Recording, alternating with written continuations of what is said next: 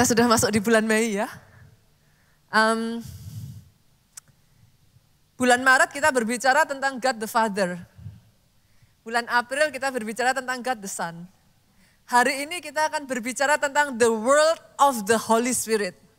Dunia Roh Kudus, saudaraku. Saya merasa sangat terhormat hari ini karena saya diberi kesempatan untuk memperkenalkan sahabat terbaik saya. Satu sosok pribadi di belakang semua yang sudah terjadi di dalam kehidupan saya. Pribadi yang membawa saya sebagaimana saya ada hari ini. Namanya adalah Roh Kudus. Saya pertama kali bersentuhan dengan pribadi ini pada saat saya pergi ke gereja keluarga Allah di kota Solo for the first time. My family, keluarga saya, saudaraku, asli dari Cina daratan. Jadi kalau ditanya agamanya apa udah gak jelas. Ketika saya kecil, saya cukup nakal, saudaraku. Nakal dalam artian bukan nakal gimana, saudara, tapi ketika kami di SD itu ditanya biasanya kayak di absen agama itu tiap semester atau tiap caturulan kayak gitu ya. Nah setiap kali saya ditanya agama, udah saya absen aja gitu, saudaraku. Caturulan ini saya bilang agama saya Kristen. Nanti next yang berikutnya saya bilang agama saya Katolik. Nanti berikutnya, pokoknya gilir aja deh. Berikutnya lagi saya bilang agama saya Islam. Nanti berikutnya lagi saya bilang agama saya Buddha. Kayak gitu, it goes like that. Sampai kedua orang tua saya ditangkap Tuhan, mereka bertobat. Mereka terima Yesus. Mereka sungguh-sungguh di dalam Tuhan. Setiap kali saya diajak ke gereja, saya nggak pernah mau, saya banting tuh pintu, sudah. Saya akan selalu ngomong sama orang tua saya, papi mami fanatik gitu. Kenapa? Why should I go gitu. Jadi saya nggak pernah mau, saudaraku, sampai satu kali Tuhan tangkap saya. Dimulai dari perubahan yang saya lihat dari papi saya. Papi saya berubah, saya penasaran gitu. What's going on gitu. Di gereja tuh ada apa sih gitu. Kenapa papi saya bisa berubah sedemikian rupa. For the first time saya ikut ke gereja, saya nggak mau ada setiap orang yang lihat saya ke gereja. Saya sembunyi, saudara, gereja kita di Solo itu kayak gini, karena gedung bioskop. Jadi ada kayak bertingkat begitu, saudara. Saya ingat sekali saya duduk sebelah kiri ujung belakang. Saya nggak mau ada orang yang tahu saya gitu. Saya duduk kiri ujung belakang, waktu itu yang mimpin pujian Pak Samuel Dudik, kalau saudara masih ingat. Yang khotbah Pastor Obaja. Itu pertama kalinya Roh Kudus sapa saya. Saya nggak pernah dengar suara Tuhan, saudaraku. That is the first time I go to the church. Jadi saya nggak pernah tahu apa itu yang namanya suara Tuhan. Hanya pada saat saya duduk, saya menyembah Tuhan, saya ikutan kiri kanan, ada suara, itu suaranya tuh almost close kayak suara manusia begini, saudaraku. Dan suara itu ngomong dengan sangat jelas sekali, kamu di sini cari siapa? Itu saya kayak, begitu saya dengar suara itu, saudaraku, saya lihat kiri kanan saya. Karena saya pikir mungkin ya orang duduk di samping saya gitu kan, mungkin tahu saya orang baru gitu kan. Kamu di sini cari siapa? Saya lihat kiri kanan saya, kok semuanya lagi gini, saudaraku. Kan saya pikir nggak mungkin ya, masa mereka lagi gini terus mereka ngeprank saya, kamu di sini cari siapa terus gini lagi, gitu kan nggak mungkin, saudara. Jadi saya pikir berarti bukan. Saya lihat depan belakang saya semuanya lagi begini serius gitu. Di situ saya nggak ngerti siapa yang berbicara kepada saya. Yang saya tahu begitu saya dengar suara itu, I cannot explain to you, itu dari ujung kepala sampai ujung kaki, dingin, saudara. Yang saya bisa, yang terjadi the next moment yang saya nggak bisa melakukan apa-apa selain nangis. Saya nggak pernah saudara ngalami kayak gitu atau enggak, saya nangis sejadi-jadinya, saya nggak bisa nahan tangisan saya. Itu seperti bendungan jebol itu, saudaraku. Itu saya nangis, saya nangis, saya nangis. That is the first time saya merasa ada kelegaan, ada kelepasan, apa yang selama ini saya simpan, apa yang selama ini tidak saya ceritakan kepada siapapun. Itu seperti lepas hari itu. For the first time, saya berjumpa dengan pribadi yang namanya adalah Roh Kudus. Pastor, how do you know? Saya nggak tahu itu semua, saudaraku. Sampai satu hari saya dengar khotbahnya Ibu Kathleen Kuhlman. Ketika dia menceritakan tentang Roh Kudus, bagaimana dia ketemu dengan Roh Kudus, perjumpaan pertamanya dengan Roh Kudus. Waktu saya dengar cerita Ibu Pak Kathleen Kuhlman ini, saya tuh iri, saya ngomong sama Tuhan, I never experience like that. Di saat saya ngomong itu, suara yang sama itu berbicara. Masa kamu lupa? It is me. Aku loh. Yang nyapa kamu pertama kali kamu datang di gerejaku. Wah, itu air mata saya nangis terus itu saya sudah. That is the first time I know. That is the Holy Spirit. Dan dia belum berhenti sampai detik hari ini. Dia masih mengerjakan kehidupan saya. Saya berdoa ya saudaraku, hal yang sama yang dia kerjakan sementara firman Tuhan ini diberitakan dimanapun saudara duduk, Roh Kudus datang atas kehidupan saudara. For everyone it can be different, tapi saya tahu entah ada di antara saudara yang bisa ngerasain damai itu ada dalam hatimu. Ada sebagian dari saudara yang Roh Kudus akan berbicara dalam hidupmu. Ada sebagian dari saudara literally engkau disembuhkan. Ada sebagian dari saudara entah bagaimana engkau tahu jawaban atas pertanyaanmu. Roh Kudus berkarya. Buat pribadi yang satu ini boleh enggak saudara? Kita berikan tepuk tangan yang paling meriah. Hari ini saya akan menyampaikan satu judul firman yang berjudul saudaraku, The Most Valuable Spirit. Roh yang paling berharga, roh yang paling berarti the most high value spirit. Dia pribadi yang paling berharga dalam kehidupan saya. Oh, jadi apa ya saudara, saya berdiri di sini cerita tentang Roh Kudus for me. Hopefully saya bisa menceritakan yang terbaik buat saudara. Karena saya merasa terhormat, saya bisa introduce such a person like him gitu. Bicara tentang orang yang setiap kita ini ya saudaraku pasti punya orang yang paling berharga dalam hidup kita. Pasti dong. Salah satunya mungkin bisa orang tua, tapi juga pasangan hidup. Kalau saudara bicara pasangan hidup, yang kita percaya, iman Kristen saudaraku, until death do us part. Sepakat? Sepakat ya? Itu sebabnya saudara, kalau saudara bicara pasangan hidup, orang tua saudara pasti akan ngomong jangan sembarangan. Betul ya?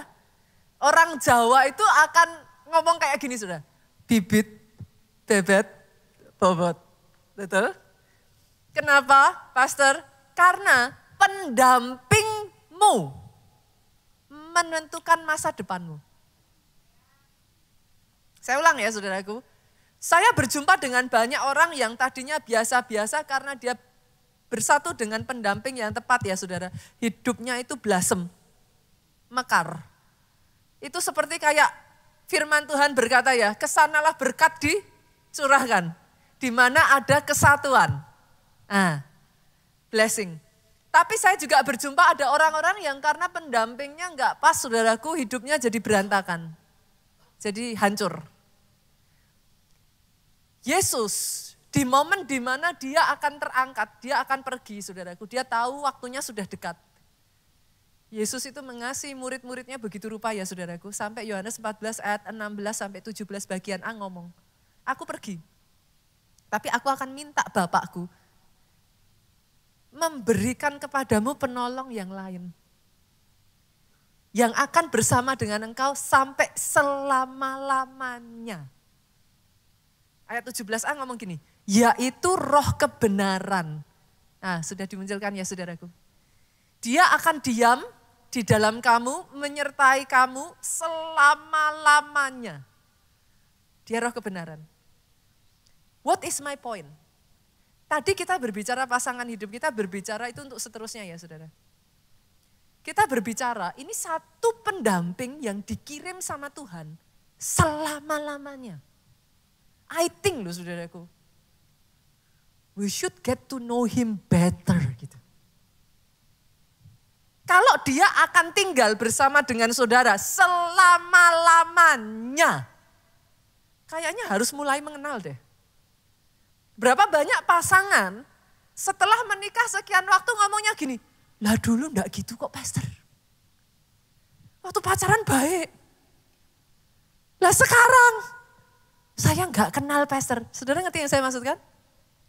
Kalau Roh Kudus dikirim untuk bersama dengan engkau selama-lamanya, kenali dia, libatkan dia, ajak dia dalam kehidupanmu. Jangan tinggalkan, jangan lepaskan.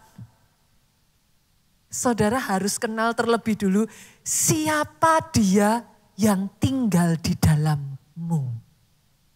Sepakat ya? Sepakat ya? Jadi saya akan bawa saudara pakai terminologi bibit, bebet, bobot tadi. Buat saudara yang, aduh pastor apa itu bahasanya saya nggak ngerti. Don't worry, nanti saya jelaskan saudara. Tapi boleh nggak saya disclaimer dulu. Jangan ada yang nanti datang sama saya ngomong kayak gini, ih pastornya sesat. Loh kenapa kok sesat? Coba cari dalam Alkitab, apa ada tulisan bibit, bebet, bobot gitu saudara. Saya disclaimer dulu saudaraku, karena kadangkala yang namanya jemaat itu aneka ragam ya. Jadi saya ingin mengatakan kepada saudara, ini adalah cara untuk saya menjelaskan. Jangan salah paham ya. Oke ya, kalau saudara cari di dalam Alkitab bahasanya nanti lain. Jadi kalau saudara cari bibit, bebet, bobot, gak ketemu saudaraku. Boleh dimengerti ya saudaraku, jangan sampai salah paham ya. Oke, sekarang saya bawa saudara satu persatu, bibit dulu. Apa itu bibit saudara? Apa? Ada yang tahu bibit artinya apa? Asal usul. Nah, bibit itu asal usul, sederhananya gini. Siapa sih Roh Kudus? Kalau saudara mau bersama dengan pasangan saudara, kan harus dulu tak tahu dulu toh siapa dia. Keluarganya kayak apa? Seperti apa lingkungannya? Dibesarkan dengan cara bagaimana? Kan gitu. Nah sama, kalau kita mau hidup bersama dengan Roh Kudus, siapa sih Roh Kudus? Boleh saya bagikan saudaraku, siapa Roh Kudus? Yang pertama, Roh Kudus bukan benda. Pastor tahu kali. Tahu kali kalau Roh Kudus bukan benda? Kadang tahu, tapi enggak tahu. Nanti saya jelaskan saudara, kenapa saya tekankan kata-kata ini. Roh Kudus bukan kuasa. He is all powerful, tapi dia bukan kuasa. Dia roh yang berkuasa, tapi dia bukan kuasa. Kenapa saya tekankan ini? Itu sebabnya saya menyebut dengan siapakah Roh Kudus. Bukan apakah Roh Kudus. Karena yes, Roh Kudus itu adalah satu sosok pribadi. Karena dia pribadi, dia bisa diajak ngobrol. Coba saudara lihat kiri kanan saudara, karena dia manusia dan dia pribadi, coba saudaraku, say hi. Mana tahu ketemu jodoh lu, nggak tahu lu. Karena dia pribadi, dia bisa diajak ngobrol. Satu ya saudara, karena dia pribadi, dia punya perasaan. Alkitab mencatat Roh Kudus bisa didukakan, dia bisa sedih. Artinya dia punya perasaan. Nah, kenapa saya menyebutkan ini semua? Dengar ini Bapak Ibu, karena dia itu pribadi. Senggol kiri kanan, gak enak dikacangin. Gak enak dicuekin. Dia bukan benda. Bolehkah saya mengatakan ini? Sejak dari hari ini saya berdoa ya. Kesadaranmu akan the existence of the Holy Spirit. Keberadaan Roh Kudus dalam hidupmu. Itu muncul. Senggol kiri kanan lagi. Jangan dicuekin. Aminnya yang paling keras. Makanya saya menekankan dia bukan benda. Saudara bisa bilang kepada saya tahu pastor. Kalau tahu diajak ngobrol. Pagi hari kau bangun, sapa dia. Good morning Holy Spirit. Bapak ibu yang sudah menikah suami istri. Kalau lagi berantem, diam-diaman. Satu kamar loh, jalan tek. Saya tanya, kalau kayak gitu biarpun di rumah bersama-sama enak enggak?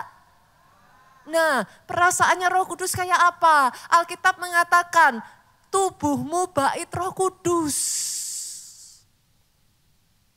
Engkau bukan cuma sekamar sama Roh Kudus, saudaraku. Tubuhmu bait Roh Kudus itu artinya apa? Coba, dia tinggal dalam kamu. Artinya apa? Satu tubuh ini, kita sharing saudara. Loh, bukan hanya roh kita saja yang di dalam tubuh ini, ada Roh Kudus. Lah kalau sekamar aja dicuekin gak enak, lah kalau barengan gini dicuekin rasanya apa? Yang mengerti katakan amin. Mulai hari ini libatkan Roh Kudus. Ajak ngobrol, minta nasihat. Jangan datang kalau sudah kacau. Datang kalau masalah. Boleh? Sejak hari ini. Dalam kehidupan saya ya saudaraku, saya tuh ngalami ya. Berkali-kali ya saudaraku. Itu sebabnya saya tuh seneng loh nyeritain kepada saudara cerita-cerita yang kayak daily life. Apa kalau bahasa saya tuh saya nyebut dengan istilah receh gitu. Receh itu apa? Cerita kecil-kecil dulu saudaraku, cerita yang kayak sehari-hari gitu. Saya tuh karena sejak dari pertama jumpa Roh Kudus itu sampai detik hari ini, saya terbiasa kayak ngelibatin. Percaya nggak percaya saudara, sampai kayak milih baju aja saya libatin Roh Kudus. Dan saya seneng ngelakuin itu. Saya tuh kayak apa ya, at first itu kayak saudara itu self-talking. Kayak ngomong sendiri itu loh. Ngomong dijawab sendiri, ngomong dijawab sendiri. Kok bisa gitu pastor? Lah kan tinggal di dalam engkau tuh. Itu tuh kayak, jadi suaranya saudara itu jangan berharap kayak, halo, gitu enggak saudara. Itu tuh kayak, apa sih ya, saudara kayak ngomong sama diri sendiri itu loh. Tapi ketika saudara sudah kayak menyadari eksistensinya Roh Kudus itu begitu dekat, itu nanti akan terjadi percakapan dua arah. Nanti saudara akan ngerasain di mana saudara tanya ya, dijawab. Saudara mau ngelangkah kayak ada yang ngarahin gitu loh, ke sana. Ini, ketemu itu. Oh ini.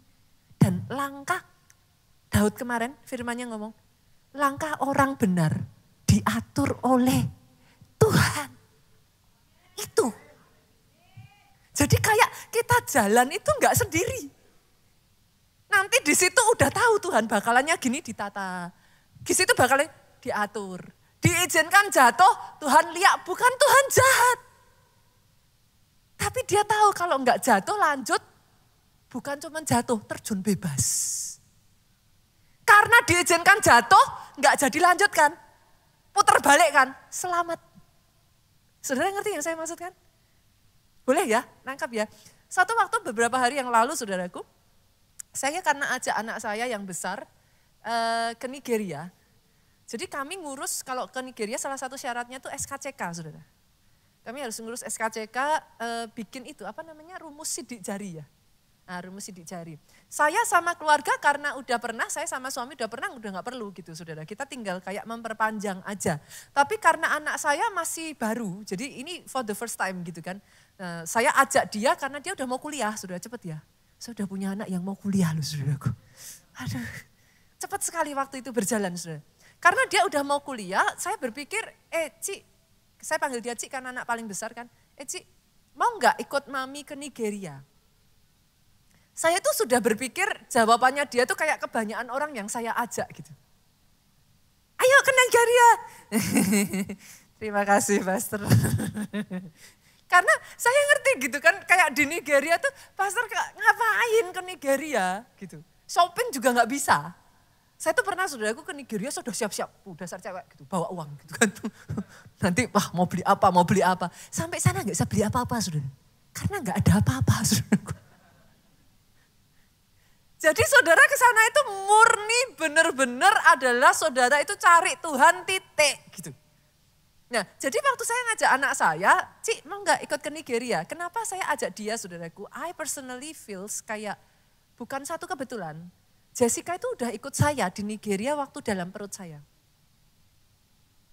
The first time I go to Nigeria is 18 years ago. Itu saya masih bawa drum saudaraku. Jessica itu masih di perut. Jadi saya ngomong sama dia gitu. Yuk ikut saya bilang. Dan dia mau. Jadi kita nguruslah saudaraku SKCK karena udah ditagih nih, ayo cepet-cepet sudah harus dikumpulin karena harus namanya dimasukkan untuk didaftarkan dapat surat dari sananya gitu saudara. Saya bilang bisa nggak ditunda besok Senin karena ini sudah hari Jumat udah jam segini. Saya posisi itu udah jam 2 kurang jadi setengah 2 lebih saudaraku. Saya tuh udah aduh. Saya tanya sekretaris saya, ini Polres tutup jam berapa ya gitu kan. Dijawab sama sekretaris saya kayaknya jam 2 deh gitu. Hah? Saya lihat jam. Hah? Kan kayaknya nggak mungkin gitu saudara. Saya mau gimana secepat apapun saya kayaknya nggak mungkin. Tapi saya cek sambil saya jalan saya cek di internet katanya jam 3 gitu kan. Anyway lah saya pokoknya cepet-cepetan saya ganti baju udahlah saudaraku. Saya sampai nggak sempat baca persyaratannya saudara. Di on the way saya cuman pokoknya sekiranya aja saya bawa itu aja semua. 1, 2, 3, 4, 5 pokoknya saya nggak ngerti deh persyaratannya apa. Saya bawa aja yang penting aman gitu kan. Sampai di sana karena kita kan masih harus ganti baju, masih ini, masih itu kan saudaraku. Saya sampai Polresnya cukup gede saudara. Terus waduh ini di mana ya? Karena naik parkirnya muter kan saudaraku sampai atas lantai 5 gitu kan. Aduh ini saya kemana gitu. Nggak tahu, nggak ada siapa-siapa, nggak tahu juga saudaraku. Saya datang ke satu gedung bilang oh bukan, gedung yang satunya lagi. Oh oke. Saya datang by the time saya nyampe saudara. Di mejanya tulisannya tutup. Saya tuh udah yang, aduh Tuhan gitu kan. Nah saya itu udah terbiasa saudara. Jadi sebelum perjalanan sampai di jalan sambil nyetir apa tuh, saya udah terbiasa melibatkan Roh Kudus. Roh Kudus tolong. Aku tahu ini waktunya udah mepet banget gitu. Roh Kudus tolong. Temuin dengan orang yang tepat. Atur ini itu dan lain. Itu tuh sudah kayak saya terbiasa saudara. Tulisan di meja tutup, tapi saya lihat bapaknya masih di situ. Saya tanya, Pak maaf, saya mau bikin SKCK. Saya mau bikin rumus sidik jari. Saya tuh tahu bapaknya tuh dari mulut tuh udah mau ngomong kayak dia nunduk ke bawah terus dia lihat papan gitu saudaraku. Saya tuh tahu dia udah mau ngomong, oh iya. Tapi sebelum dia bilang tapi saya bilang, Pak maaf ini untuk anak saya kita harus ada gini-gini saya jelaskan. Boleh nggak dibantu? Dia lihat gini tapi habis itu dia lihat saya, dia lihat anak saya percaya Roh Kudus jamah dia. Instead dia lihat gini dan ngomong, sudah tutup. Dia lihat saya dan dia bilang, oke ibu, kita bantu ibu.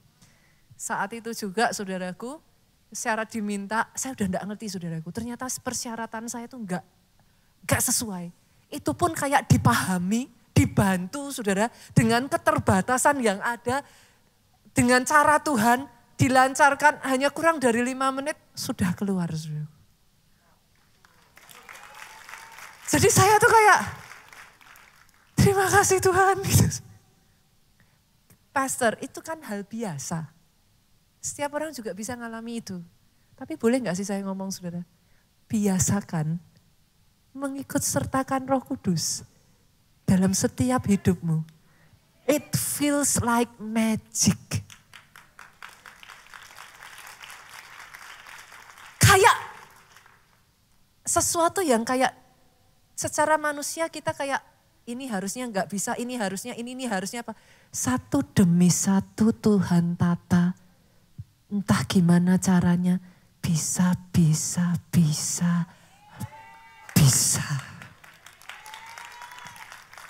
Dia bukan hanya mau terlibat saudaraku, dia sudah terlibat sejak dari awal penciptaan.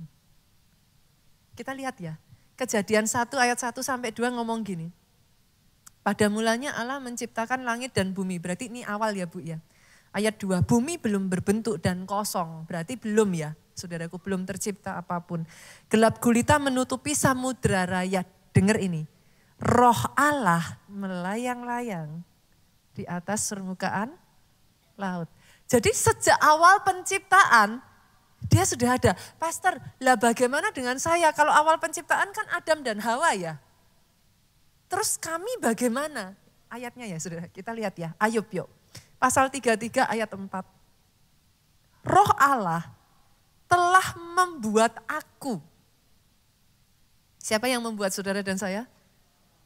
Siapa roh Allah? Roh Kudus. Artinya di kandungan ibumu engkau ditenun. Yang nenun itu Roh Kudus. Gak heran dia tahu sampai terdalamnya hatimu. Dia tahu sifatmu karena kan yang nenun dia. DNA-nya kan dia yang masang satu-satu. Dia tahu sampai kelemahanmu, dia tahu kelebihanmu. He is present. Bahkan sebelum ibu dan ayahmu melihat engkau. Saya baca ini, it just makes me ini aja saudaraku. Dan nafas yang maha kuasa membuat aku hidup. Ingat loh saudara, tadinya kita ini apa? Debu, tanah. Hidup setelah apa? Ternyata yang membuat engkau hidup itu Roh Kudus. Karena sebelum itu dihembuskan nafas, engkau debu dan tanah. Nih ya, saya ajak lagi ya. Ayub 34 ayat 14 sampai 15.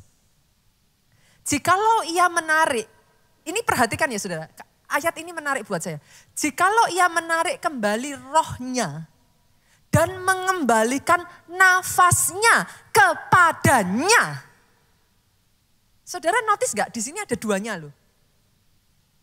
Duanya loh saudara. Boleh saya terjemahkan gak ayat ini? Jika dia menarik kembali rohnya, Roh Kudus, mengembalikan nafasnya Roh Kudus kepada Bapa. Saudara bisa nangkep maksud saya? Roh Kudus yang membuat engkau hidup. Saya lanjutkan ya. Maka binasalah bersama-sama segala yang hidup dan kembalilah manusia kepada debu. Saudara mau tahu seberapa dekat Roh Kudus, seberapa dia terlibat dalam hidupmu? Every single breath.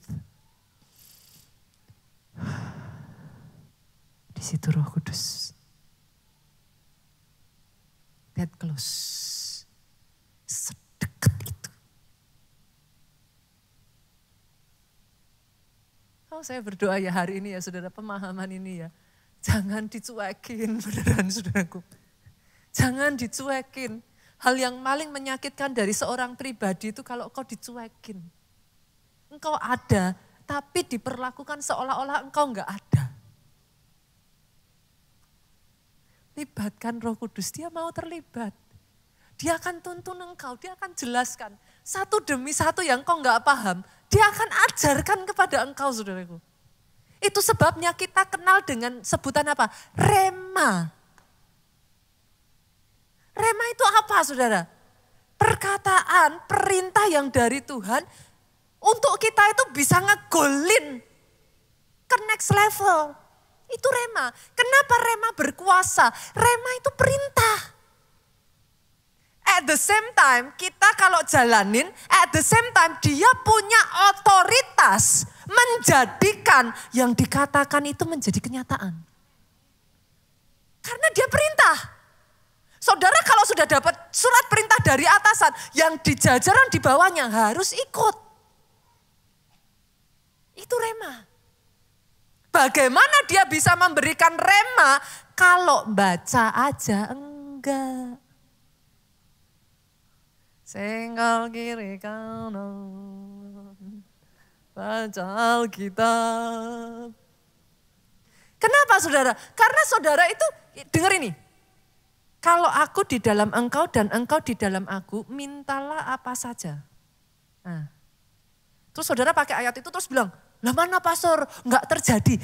Kalau, loh diselidiki dulu, ayat tuh kayak gitu saudara. Jangan saudara nagih janjinya, tapi term and conditionnya nggak dipenuhi. Kalau aku di dalam engkau, engkau di dalam aku, engkau di dalam aku kan Roh Kudus memang sudah di dalam kita. Jadi pertanyaannya, apakah engkau di dalam dia? Kan gitu. Kok bisa aku di dalam dia, Pastor? Firman. Pada saat kau merenungkan firman itu siang dan malam, firman itu terngiang-ngiang. Ginilah saudara, gak usah firman ya. Saudara pernah gak sih denger lagu yang racun gitu? Saudara denger lagunya itu terus terngiang-ngiang. Jalan kemana ingat lagu itu. Tanpa sadar mandi nyanyi lagu itu. Saudara ngerti yang saya maksud kan? Kok bisa? Karena lagu itu saudara renungkan siang dan malam. Lagu itu di dalammu. Saudara ngerti yang saya maksudkan? Kenapa perkataan saudara itu jadi berkuasa? Kenapa perkataan profetik itu bukan merintah Tuhan? Saya berkali-kali katakan bukan merintah Tuhan. Siapa kita manusia bisa merintah pencipta kita? Kenapa dia powerful? Karena yang kita perkatakan itu firman-Nya. Jadi powerful karena terlepas dari kita yang sebenarnya tidak mampu, kita bersepakat sama dia, mempercayai kemampuannya Bapak Tuhan untuk menjadikan firman-Nya, kita memperkatakan dengan iman, dia jadikan bukan karena kita, karena memang itu firman-Nya. Oh, boleh saya dengar tepuk tangan yang paling meriah buat Yesus Tuhan kita.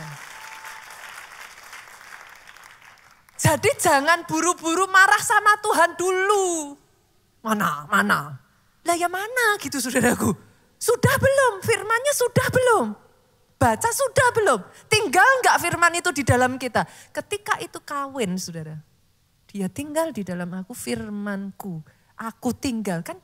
Firman itu kan Yesus. Dia menjadi tubuh toh. Daging toh.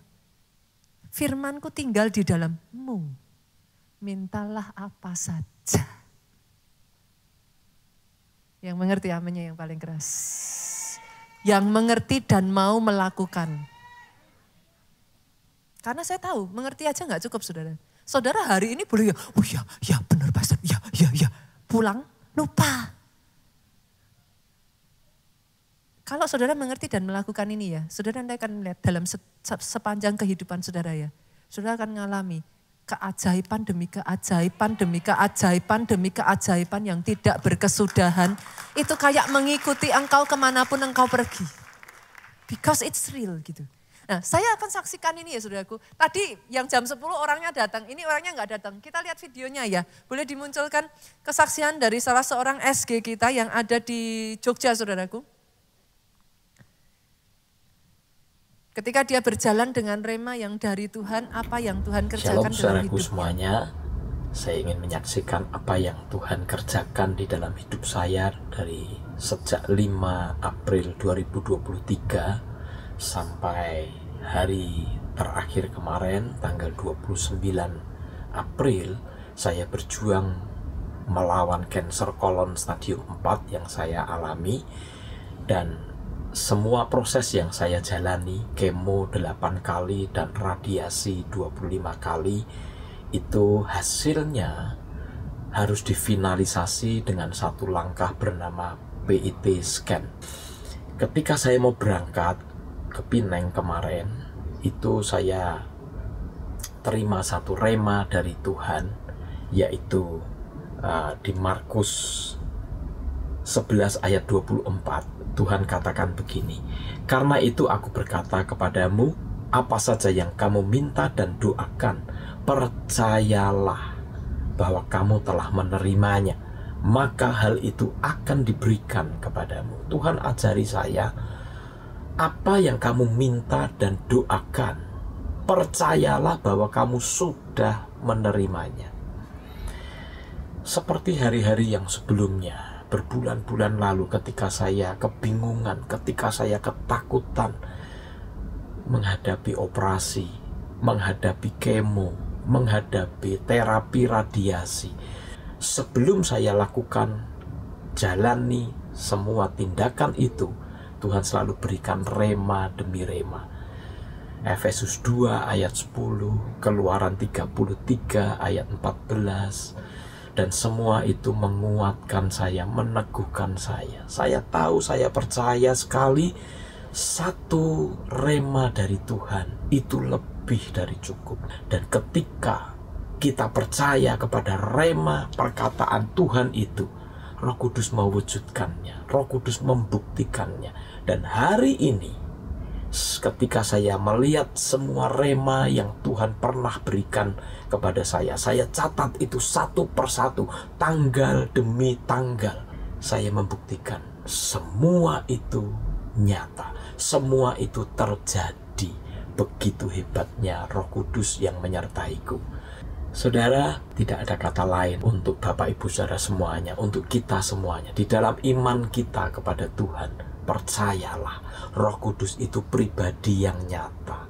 Dia terus mendampingi kita dalam semua yang kita hadapi. Jangan pernah ragu-ragu, karena Roh Kudus penolong itu, penghibur itu, ada bersama dengan kita. Di hari-hari yang sulit, bahkan ketika saya sudah tidak bisa berdoa lagi, Dia bersama dengan saya dan menguatkan. Berharap terus kepada Tuhan, dan pengharapan kepada Tuhan tidak pernah mengecewakan. Kemarin Jumat siang jam 2, dokter onkologi yang menangani saya mengatakan, Bapak sudah sembuh, Bapak sudah bersih.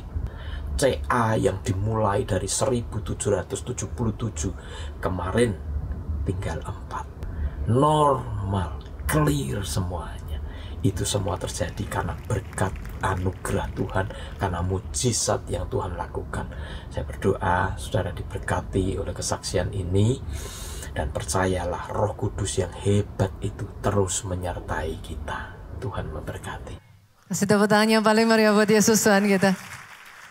Roh Kudus terus menyertai saudaraku. Tadi yang pertama ya, kita belajar tentang bibit. Yang kedua kita belajar tentang bebet. Bebet itu apa saudara? Ada penampilan. Pastor, lah kalau Roh Kudus kan roh. Terus penampilannya kayak apa? Gitu kan.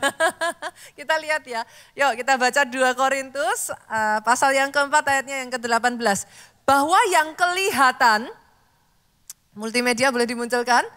Yang kelihatan itu berarti saudara dan saya punya fisik ya. Nah, yang kelihatan adalah sementara.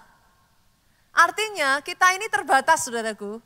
Saya nggak bisa khotbah di sini dan at the same time saya dalam wujud manusia khotbah di PIK. Kalau itu terjadi saya rasa saudara akan lari gitu. Jadi kita nggak bisa karena kita terbatas. Tetapi lihat ini saudaraku, sedangkan yang tidak kelihatan, siapa yang tidak kelihatan? Roh tidak kelihatan adalah kekal. Dia tidak terbatas, dia unlimited.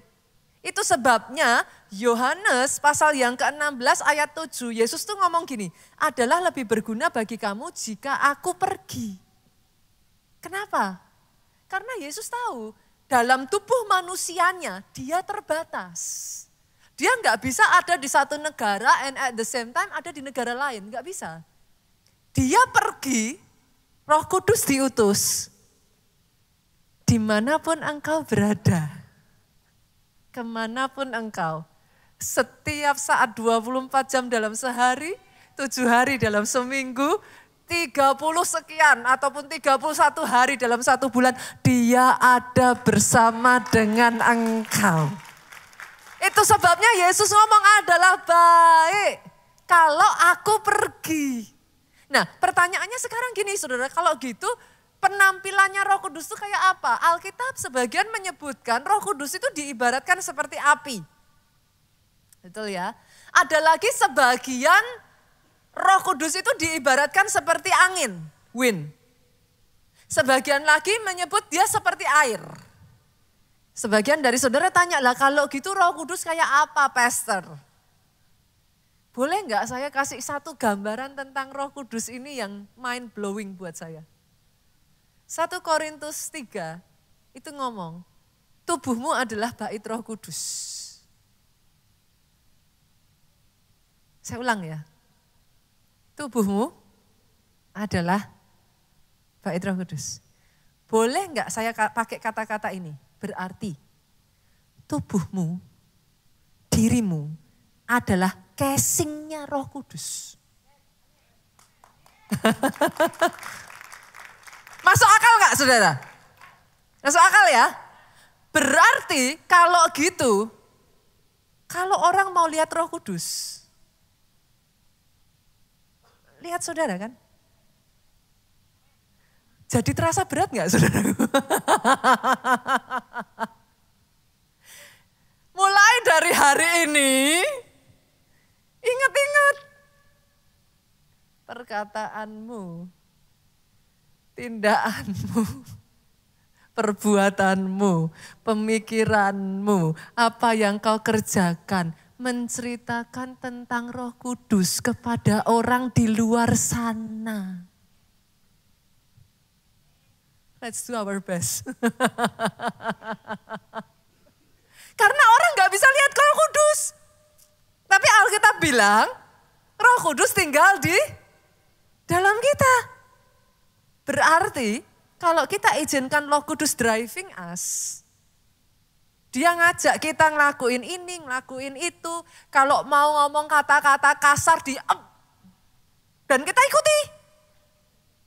Lama-lama kita jadi seperti dia enggak? Nah, ketika kita jadi seperti dia, isn't it easier orang lihat saudara, dia di dalam saudara? Boleh? Oh, saya berdoa ya saudaraku, pembukaan ini merubahkan hidupmu. Saudara jadi lebih hati-hati melangkah, saudara jadi lebih hati-hati berkata-kata. Kalau ngelakuin sesuatu bukan cuma baik di gereja saja. Loh kan, Roh Kudus kan gak cuma di dalam gereja toh. Bersama dengan saudara toh. Berarti ketika saudara di tempat kerja ada Roh Kudus gak? Nah. Ketika saudara bahkan dimanapun Tuhan taruh saudara, ada Roh Kudus gak? Nah. Cara orang bisa lihat Roh Kudus gimana? Ya. Senggol kiri kanan yuk, jaga hidupmu yuk. Gak main-main loh saudara. Saudara representatif dari the most high value spirit in the world. Itu sebabnya saudaraku, saya tuh semakin menyadari ya. Saya tuh berusaha untuk membawa Tuhan, what can I do gitu. Dulu di gereja kita ini termasuk sebenarnya salah satu gereja yang sering sekali mengadakan aksi sosial saudara. Hanya saja kayak apa ya saudaraku, kita tuh kadang bingung ya, what should we do gitu. Nah waktu-waktu terakhir ini, boleh nggak saya tayangkan videonya saudara? Karena tadi sedang berbicara tentang Roh Kudus di dalam kita. Boleh nggak sih setidaknya gereja ini juga mempermuliakan nama Tuhan dari apa yang kita lakukan? Boleh ya, kita lihat sebentar ya, yuk boleh ditayangkan. Ini kegiatan ketika kita melayani di berbagai tempat, ini baru saja kita melayani di Lapas Salemba, saudaraku. Peresmian di sana, saudara. Kegiatan-kegiatan yang kita lakukan terakhir, coming tanggal 14 sampai 19 Juni. Saya ajak ya, saudara yang mau ikut, kita melayani di Nias, saudara. Kita akan melayani di Nias, sudah ya. Oke, kita kasih tepuk tangan dulu. Nanti tanggal 14 dan 19 Juni rombongan dari kumpulan bukan hanya Jakarta saja, dari beberapa kota kita akan berangkat ke Nias, saudara. Kita akan melayani teman-teman yang ada di sana. Termasuk salah satunya, saudaraku, kita akan mengadakan KKR juga. Kita akan mengadakan bakti sosial pelayanan masyarakat di sana. Bukan hanya itu juga, karena di Nias itu sebenarnya kalau mau dikatakan ya saudaraku, banyak saudara seiman kita itu banyak. Tapi seringkali teman-teman yang ada di saudaraku, pulau di luar Jawa ini nih merasa kering gitu. Tidak banyak yang gimana ngomongnya ya. Sehingga akhirnya kalau rohnya kering, they do not do much gitu saudaraku. Itu sebabnya saya ajak saudara yang tergerak, ayo ikut bareng-bareng. Bawa apimu. Tularkan api saudara sehingga melalui kehidupan saudara, api teman-teman kita yang ada di Nias dikobarkan kembali. Mereka boleh dibawa ngalami kegeraan yang terjadi di sini juga terjadi di Nias. Sepakat ya? Sepakat ya? Dimulai dari siapa saudara? Saya. Bibit, bebet, yang ketiga bobot. Bobot berbicara tentang apa saudaraku? Kualitas. Kita kalau mau cari pasangan hidup, orang tua kalau zaman sekarang kata-kata trennya apa? High quality jomblo gitu kan saudara. High quality jomblo. Nah, Roh Kudus ini punya kualitas yang luar biasa saudara. Saya ajak ya, kita lihat ya. Multimedia agak gerak cepat ya. Ayat-ayatnya ya, Yohanes 16 ayat 7 sampai 8. Roh Kudus membuat kita insyaf, sadar. Manusia itu ya incapable of change dalam artian gini saudara. Saudara kalau lihat ya, kebanyakan 90% lebih orang itu kalau udah begitu ya patternnya begitu saudara. Susah berubah. Tapi ketika Roh Kudus bekerja, dia sanggup merubah manusia. Ibu-ibu ataupun suami-suami yang ngerasa suaminya atau istrinya kok susah berubah. Udah saya apa-apain gak bisa berubah. Daripada saudara berkicau dari terbit matahari kan. Minta Roh Kudus penuhi hidupnya. Karena dia akan membuat kita sadar saudara, dia akan menginsafkan. Kalau enggak susah saudara, manusia itu berubah. Doakan terus, doakan bahwa nanti satu ketika ya Roh Kudus bisa merubah hidupnya. Yang kedua, Roh Kudus itu 1 Korintus 12 ayat 3 menolong kita untuk percaya Yesus. Pernah kepikir enggak saudara? Jangankan bicara Tritunggal ya, orang memperdebatkan orang Kristen itu Tuhannya 3 gitu. Tritunggal dianggap Tuhannya 3. Enggak usah bicara soal Tritunggal lah saudara. Saudara bisa percaya Yesus sebagai Tuhan dan Juru Selamat aja. Menurut saya itu kalau bukan pekerjaan Roh Kudus enggak bisa loh. Kan? Pertanyaannya kan simpel. Pernah lihat Yesus enggak? Yang pernah lihat paling kan cuma berapa biji? Pernah lihat Yesus disalib enggak? Hah? Enggak pernah dong. Yang saudara lihat kan film. Lah kok percaya? Saudara bisa mengerti yang saya maksudkan? Saudara bisa percaya itu kalau bukan pekerjaan Roh Kudus enggak mungkin. Itu sebabnya bukan kita yang memilih dia, dia yang memilih engkau. Keselamatan adalah anugerah. Make sense ya saudara? Itu pekerjaan Roh Kudus. Yang berikutnya lagi yuk, Yohanes 14 ayat 16. Dia menolong kita dalam kehidupan sehari-hari. Lanjut lagi. Nehemia 9 ayat 20, Roh Kudus mengajarkan segala sesuatu kepada kita. Ada hal-hal kayak semua yang saya jelaskan ini ya saudara. Itu Roh Kudus membukakan. Dari situ kita tuh baru, ternyata, kayak gitu loh. Nah itu Roh Kudus yang membukakan. Nehemia 9 ayat 30, dia memperingatkan dan mengingatkan kita. Semakin saudara peka ya saudara, nanti saudara akan ngerti loh ketika dia tuh memperingatkan saudara. Kalau bukan karena dia memperingatkan saya, anak saya yang ketiga udah gak ada saudara. Karena kan placenta previa, maafkan saya kalau bahasanya salah ya, saya kurang ini juga. Jadi air ketubannya itu diminum sama plasentanya sendiri. Gak ada rembes, gak ada bocor, gak ada apa-apa, tapi air ketubannya habis dengan sendirinya. Pembunuh nomor 1 yang paling berbahaya yang terjadi pada kandungan usia tua saudara. Itu kalau bukan saya mengindahkan peringatan Roh Kudus, anak saya udah hilang itu. Berkali-kali bahkan dalam hidup saya ya saudara, kadangkala kalau pas saya udah hafal itu sampai udah kayak terbiasa aja gitu. Kalau gereja sedang dalam kegeraan, atau ada pembangunan, atau ada pengurusan ini itu dan lain sebagainya ya saudaraku. Saya tuh udah kayak terbiasa gitu saudara, nanti tiba-tiba ada yang, saya pakai bahasa Jawa ya saudara. Itu loh, saya tuh susah loh saudara, coba saudara cari saya bahasa Indonesianya apa, ngingok. Enggak seru dong nengok. Nengok tuh kayak gini, ngingok tuh gini loh saudara. Ini ada dinding nih ya, saudara nggak bisa lihat ya. Ngingok tuh gini loh.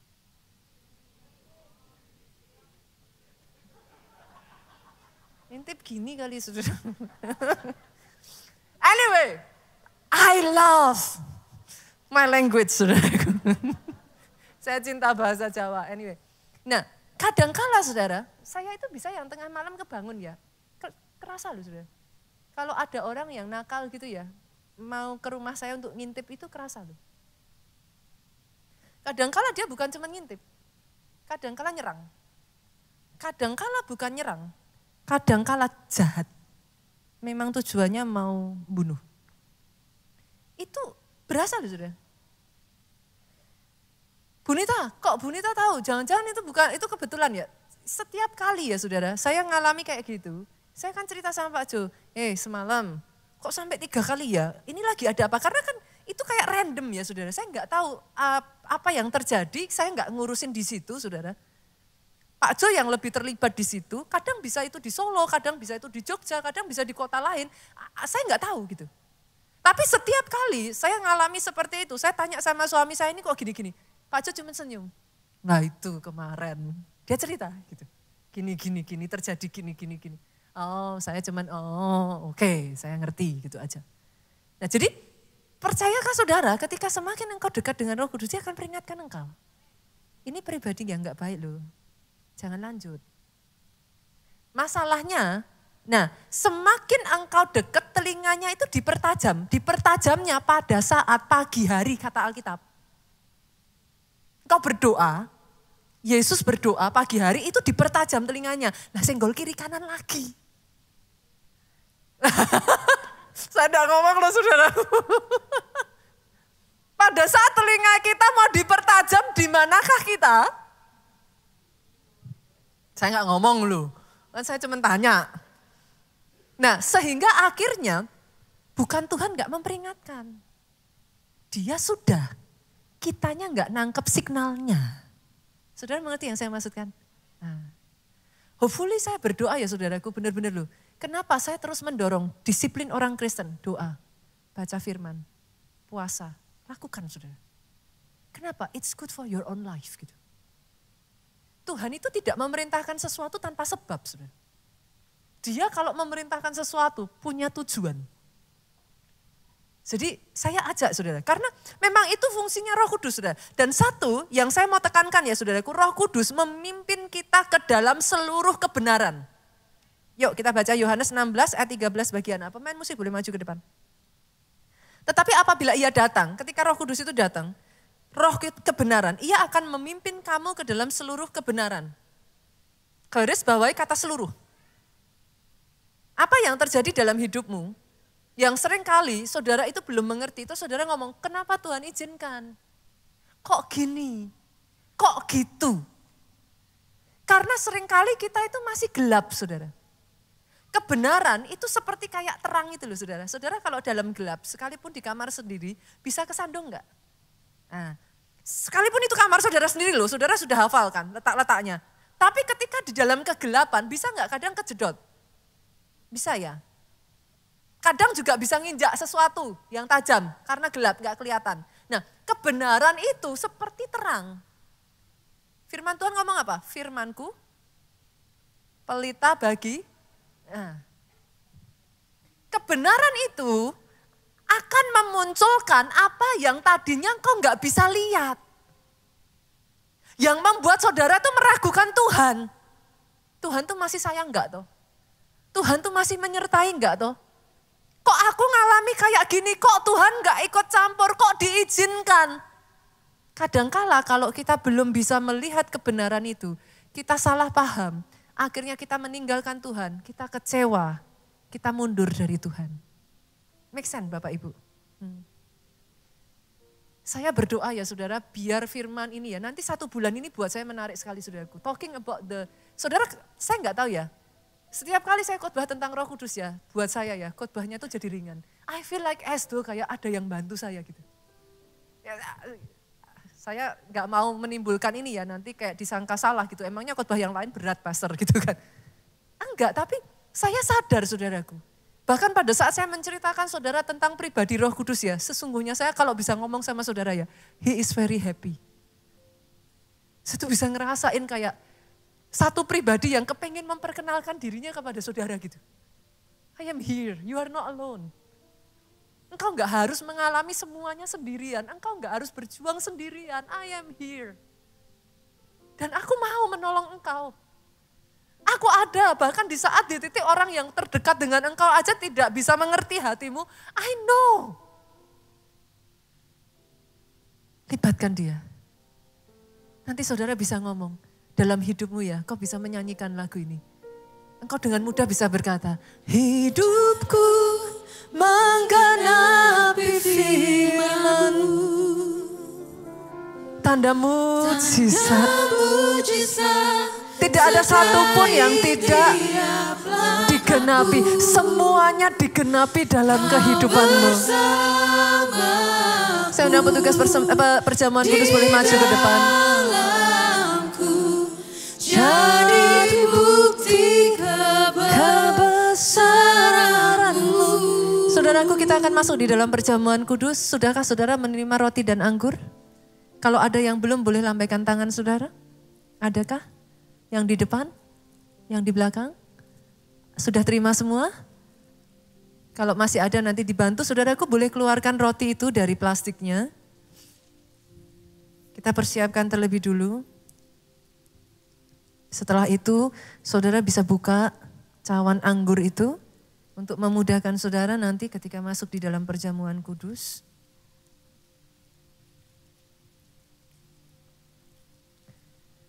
Bangkit berdiri jemaat Tuhan. Kita berdoa. Yesus Tuhan. Angkat kedua tanganmu tinggi-tinggi saudaraku. Bapa, kami datang di hadapan-Mu. Layakkan kami. Kuduskan kami. Bawa kami para pelayan perjamuan-Mu Tuhan. Membawa jemaat-Mu manunggal dengan Engkau. Kami datang di hadapan-Mu saudaraku. Angkat roti itu tinggi-tinggi di atas tangan kanan saudara.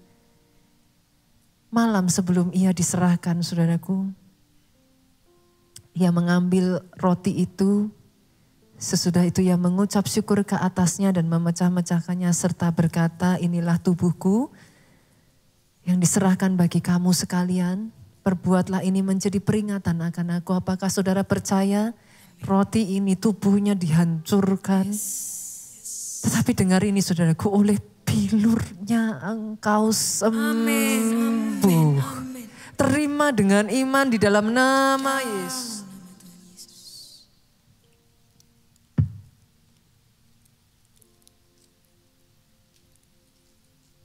Angkat cawan ini tinggi-tinggi di atas tangan kanan saudara. Demikian ia mengambil cawan itu dan berkata, cawan ini adalah perjanjian baru yang dimeteraikan oleh darahku. Perbuatlah ini setiap kali kamu meminumnya menjadi peringatan akan aku. Apakah saudara percaya cawan yang saudara angkat ini darahnya dicurahkan buat penebusan saudara dan saya. Tidak ada yang bisa memisahkan engkau dari kasih Kristus. Kalau darahnya, hidupnya saja dikorbankan buat engkau. Saudaraku. Dia tarik engkau kembali. Mendekat kembali. Terima dengan iman di dalam nama Yesus.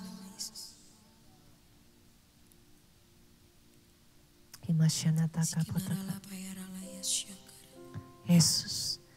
Hidupku menggenapi firman-Mu. Tanda mujizat sertai tiap langkahku. Engkau bersamaku Tuhan. Engkau bersamaku. Hayati ini saudaraku. Di dalamku jadi bukti kebesaran-Mu. Hidupku menggenapi firman-Mu. Tanda mujizat sertai tiap langkahku. Kau bersama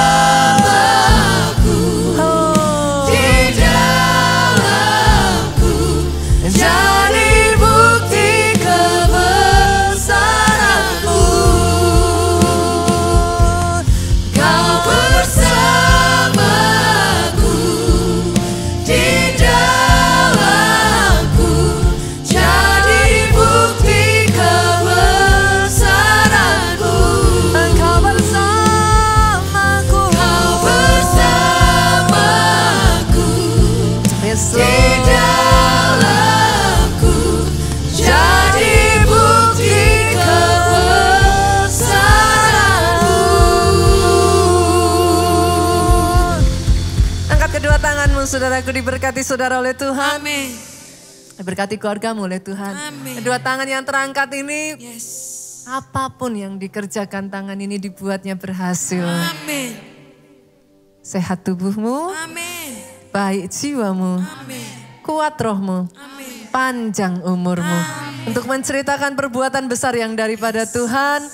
Pulang saudara dari tempat ini dengan membawa sukacita, damai sejahtera dari Allah Bapa, cinta kasih Yesus Kristus, persekutuan dengan Roh Kudusnya. Sekarang sampai selama-lamanya. Engkau yang diurapi, diberkati, katakan dengan suara yang paling keras. Amin.